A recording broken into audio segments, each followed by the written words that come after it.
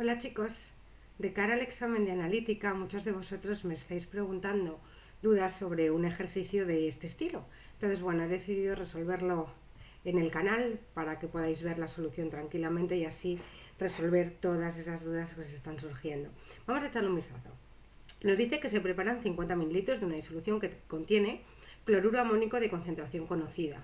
Lo primero que hay que tener en cuenta es que esa especie es una especie sólida, es una sal, que lo que hará en contacto con agua es disolverse. Así que primero consideramos que es una sal totalmente soluble, que en contacto con agua estará así, totalmente disuelta, liberando la misma cantidad de ion amonio, ya rodeado de moléculas de agua, en forma acuosa, que de anión cloruro. Vale, representaríamos la concentración que hemos pesado, que es perfectamente conocida, nuestra concentración analítica. Dejaríamos que reaccione con agua hasta llegar a la situación final donde voy a tener la misma concentración de amonio que de anión cloruro. Vale, una vez que nos hemos puesto en situación, lo primero que nos preguntan en el apartado A es calcular el pH de la disolución para justificar si se trata o no de una disolución de capacidad de amortiguación o, lo que es lo mismo, si una disolución tampón. Vale, os lo pongo por aquí. Recordad que para preparar un tampón es necesario mezclar dos especies. Con una única especie jamás voy a tener una disolución con capacidad de amortiguación. Por tanto, en este caso, si solamente tengo una especie de carácter ácido-base, que es el ion amonio, seguro que no estoy preparando una disolución tampón y no va a tener capacidad de amortiguación. ¿Por qué? Porque lo único que soporta nuestro matraz es una especie de carácter ácido, el ion amonio. Por tanto, para calcular el pH hay que considerar que es un ácido débil que reaccionará con agua liberando protones. Y la constante con la que actúa ese ácido la vamos a sacar a partir de la constante de su base conjugada, que es el amoníaco. Vale, pues nada, vamos a calcular ese pH. Dejamos que el ion amonio reaccione con agua, liberando protones. Actúa como ácido, genera la base conjugada de la que procede y libera protones a la disolución. Ya sabemos que el producto de las constantes de acidez y de basicidad de un par ácido-base conjugado siempre coincide con la constante de hidrólisis del agua. Por tanto, a partir de la constante de basicidad podemos despejar la de acidez y así saber realmente con qué tendencia reacciona ese ion amonio con agua. Dividiendo la constante de hidrólisis entre 1,76 por 10 a la menos 5, sale que la constante con la que actúa esta especie es 1,5,7 por 10 elevado a menos 10. Bien, ahora es una especie que reacciona un poco con agua. Vamos a calcular ese poquito, que es nuestra incógnita, que directamente representará la cantidad de protones que libera en contacto con el disolvente y será la responsable del pH. Vale, dejamos que a partir de una concentración analítica conocida reaccione un pelín con agua hasta que las concentraciones no cambien con el tiempo, momento en el que se alcanza el equilibrio. Y gracias a la estequiometría 1,1 voy a tener la misma cantidad de amonio que de protones. De aquí podemos calcular esa X. Arriba, concentración de productos, amonio por protones, X por X dividido entre la concentración de nuestro reactivo. Como la constante de acidez es lo suficientemente pequeña, vamos a poder despreciar la X que resta en el denominador y así resolvemos una ecuación incompleta de segundo grado que tardó muy poco en hacer y sale un valor de X igual a 2,38 por 10 elevado a menos 6 molar. Y eso coincide directamente con la cantidad de protones que está liberando esa especie a la disolución, que por tanto va a ser la responsable del pH. Lo único que nos faltaría es calcular el menos logaritmo de esta cantidad. Y si lo hacéis sale un pH de 5,62. Un pH ácido, pero no muy ácido porque tenemos un ácido que es débil, el ion amonio. Nos faltaría justificar por qué no tiene capacidad de amortiguación. Y para que una disolución tenga esa capacidad de amortiguación, recordad que es necesario que sea capaz de neutralizar ácidos fuertes y bases fuertes. Y el amonio, como tiene carácter ácido, no podría neutralizar ácidos fuertes, ya que dos especies con el mismo carácter no reaccionan. Eso significa que no tiene capacidad de amortiguación, no sería capaz de neutralizar la presencia de un ácido fuerte, ya que por tener carácter ácido no reaccionaría con él. Ahora, en el apartado B, os lo pongo por aquí. Añadimos 5 mililitros de clorhídrico de concentración conocida para determinar el pH y por último si se justifica o no que hemos formado una disolución tampón. Estamos mezclando ion amonio con una concentración analítica que hemos representado en el esquemita de arriba, perfectamente conocida, con un ácido fuerte. La mezcla de dos ácidos no experimenta reacción, dos especies con el mismo carácter no reaccionan. Habrá que considerar la concentración total de protones que hay en el medio, que será la que libera el fuerte más la que libera el débil. Esa concentración total será la responsable del pH. Venga, pues vamos a evaluarla. Por un lado tenemos la cantidad de clorhídrico añadida. Fijaros que si quiero calcular con concentración, si quiero operar con concentraciones, al mezclar dos disoluciones la concentración cambia, ¿vale? Porque el volumen tras la mezcla ha aumentado, lo que significa que la concentración seguro que va a disminuir. Tenemos que recalcular al mezclar esas dos especies la concentración tras la mezcla. ¿Vale? Mezclamos 50 mililitros de esa disolución del ion amonio, que es la única especie que nos interesa, ya que el anión cloruro no reacciona con nadie, de concentración analítica 0,01 molar, con 5 mililitros de clorhídrico, de concentración analítica 0,01 molar también. Al final, al mezclar estas dos especies, el volumen total serán 50 más 5, ¿no? 55 mililitros. Lo dicho, siempre que mezcléis dos disoluciones, como cambia el volumen tras la mezcla, va a cambiar la concentración. Hay que recalcularla. Recalculamos la concentración analítica de amonio que tenemos antes de que reaccione con agua, considerando los moles de amonio como el producto de su concentración por el volumen. De amonio tenemos lo que aporta su disolución, ¿no? Que son 50 mililitros de concentración 0,01 molar. Y esto lo vamos a tener que dividir entre el volumen total tras la mezcla, que son 55 mililitros. De esa manera sabemos qué concentración exacta tenemos de amonio en ese momento, ¿vale? Tras la mezcla. Y sale un valor de 0,0091, ha disminuido ligeramente, molar. Y lo mismo con respecto a la concentración de clorhídrico. Consideramos en el numerador los moles de clorhídrico, que son los que aporta la disolución de clorhídrico, concentración por volumen, del mismo modo. 5 mililitros de concentración conocida, dividido ahora entre ese mismo volumen total, que son los 55. Si hacemos esto, sale que tras la mezcla la cantidad o concentración de clorhídrico tiene un 0 más, 0,000909 molar, que podríamos representar, ¿no?, como un número en potencia de base 10, mucho más cómodo. Esto nos quedaría 909 por 10 elevado a la menos 4, y la concentración de amonio sería 9,1 por 10 elevado a la menos 3. Vale, una vez que hemos recalculado esas concentraciones, hay que dejar que esas dos especies reaccionen con agua. Avanza un poquito más. Siempre que mezclemos una especie fuerte y una débil, hay que empezar dejando que sea la fuerte la que reaccione con agua. ¿Por qué? Porque como haya algún ion común, ese ion común va a influir en el equilibrio de disociación del débil. Venga, dejamos que el clorhídrico reaccione por completo con agua. La reacción no revierte, ¿vale? Es una especie súper fuerte. Una concentración analítica que vale 909 por 10 elevado a la menos 4 molar. Al final, cuando reaccionen por completo, me va a generar la misma cantidad de anión cloruro, que me da un poco igual porque no modifica el pH, y lo importante es la concentración de protones que libera en contacto con agua. Vale, ya tengo una de las concentraciones de protones responsables del pH en ese momento, pero hay que tener en cuenta que hay algo más que reacciona con agua en ese medio, que es ese ion amonio.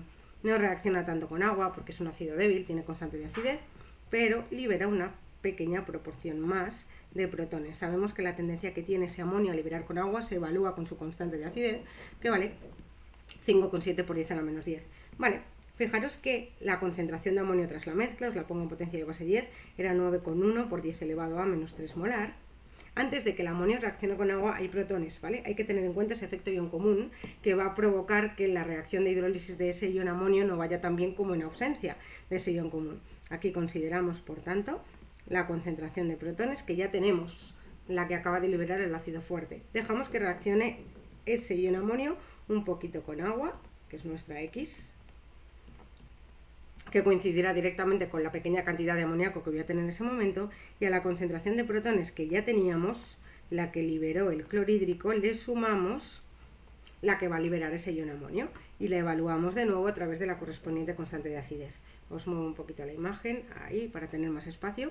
Arriba, concentración de productos X para amoníaco y 909 por 10 elevado a la menos 4 más X para esa concentración total de protones, dividido entre la concentración de amonio, que es el reactivo que forma parte del denominador de la constante, ¿no? De esa manera podemos evaluar cuánto vale la X en este momento. Y si calculáis la X resolviendo esta expresión, nos quedará, os la hago en un momentín,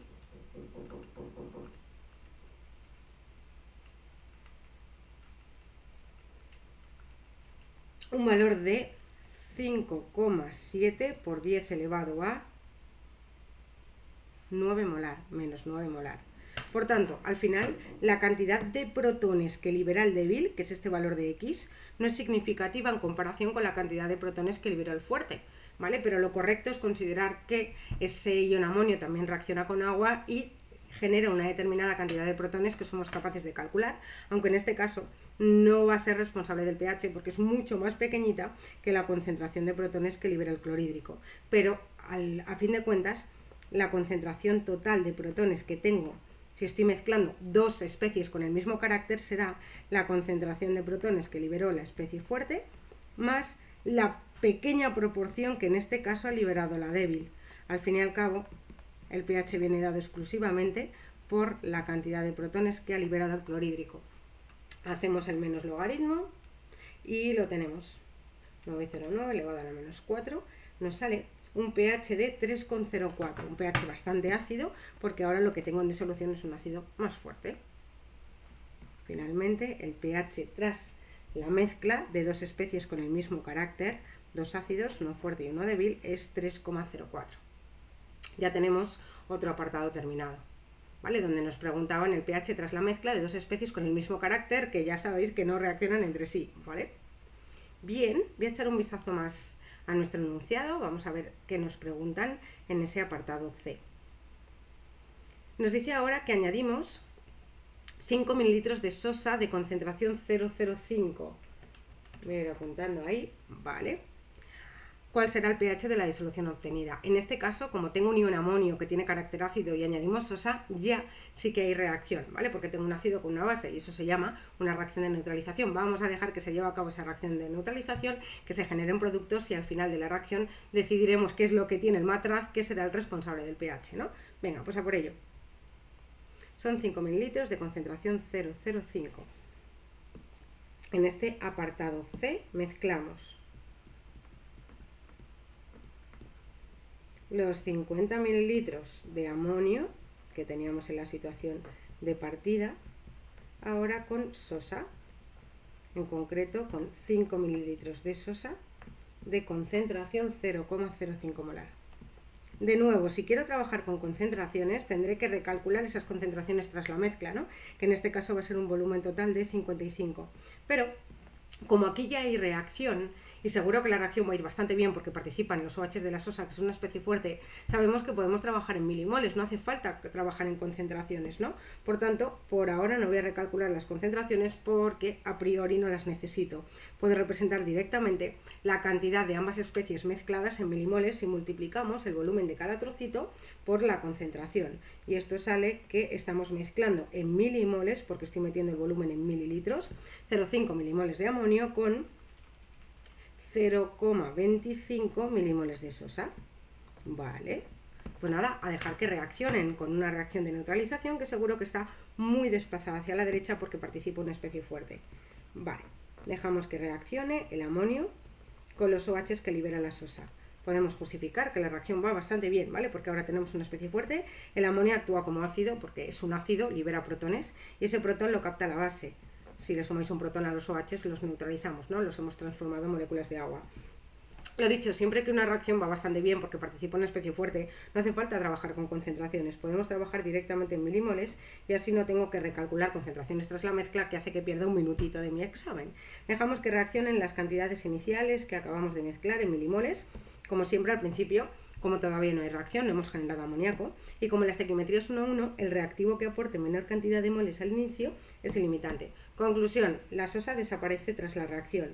Nos queda un exceso de 0,25 milimoles de amonio, nada de sosa porque es limitante y se forma lo mismo que se consume del producto de reacción.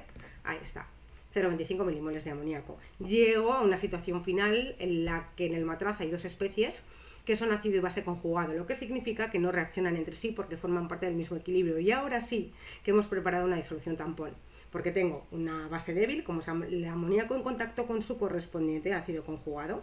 tengo una mezcla de dos especies con diferente carácter que son capaces de amortiguar la presencia de ácidos fuertes como el clorhídrico, sería el amoníaco el responsable de esa neutralización, y la presencia de de bases fuertes como la sosa, donde sería el amonio el responsable de esa neutralización. Podemos evaluar el pH final con la ecuación de Henderson, ¿no? Porque si hemos preparado un tampón, hay una expresión que nos permite calcular directamente el pH, que es la ecuación de Henderson, a la que sumamos el pK siempre, ¿vale? Hay que sumar siempre el pK, nunca el pKb, al logaritmo de la relación de concentraciones. Arriba pondríamos la parte ácida, dividido entre la parte, arriba la parte básica, dividido entre la parte ácida. Vale, el valor de K sub A lo tengo por aquí, ¿no? 4,7 por 10 a la menos 10. Si hacemos ese valor, si hacemos el menos logaritmo de ese valor, ya tenemos el pK, que sale 9,3. 9,32 exactamente.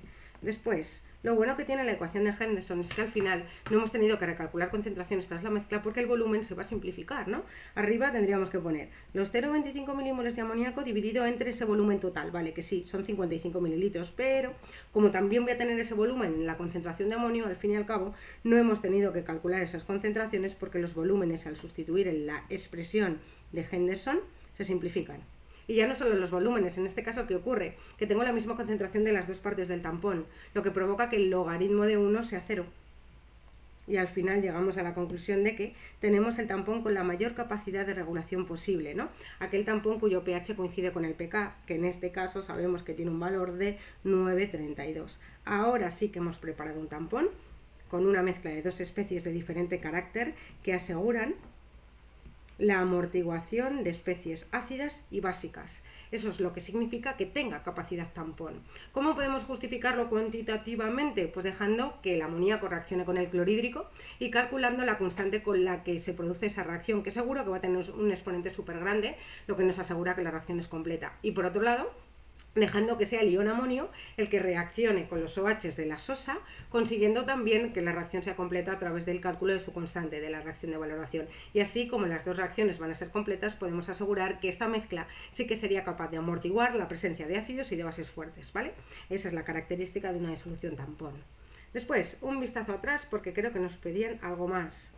En el último apartado añadimos 5 mililitros de amoníaco de concentración 0,05 molar.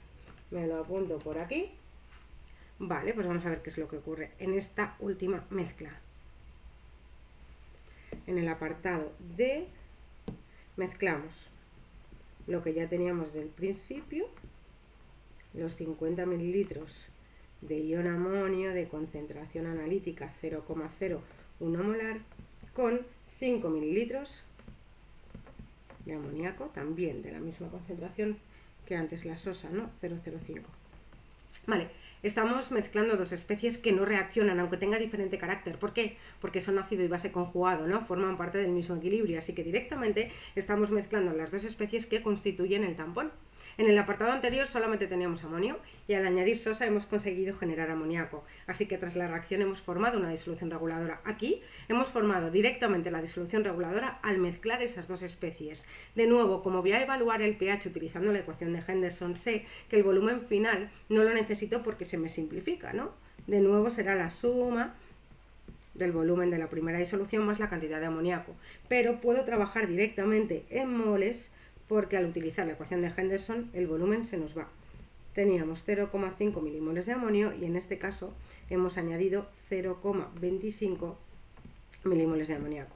Vale, consideramos que tenemos dos especies que forman parte del mismo equilibrio, por lo tanto no reaccionan entre sí y forman una disolución reguladora.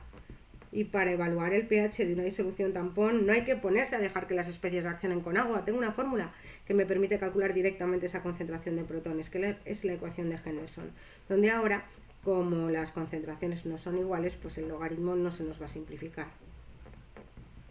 Sustituimos valores, tenemos un pK de 9,32 más el logaritmo de esa relación de concentraciones. Arriba necesito los milimoles de amoníaco entre ese volumen total, que me da un poco igual porque se va a simplificar, con respecto a la cantidad de amonio, que son los 0,5 milimoles, otra vez entre ese mismo volumen total. Al final lo único que tengo que meter en ese logaritmo es la relación de milimoles para que nos quede dimensional. Y si operáis esto,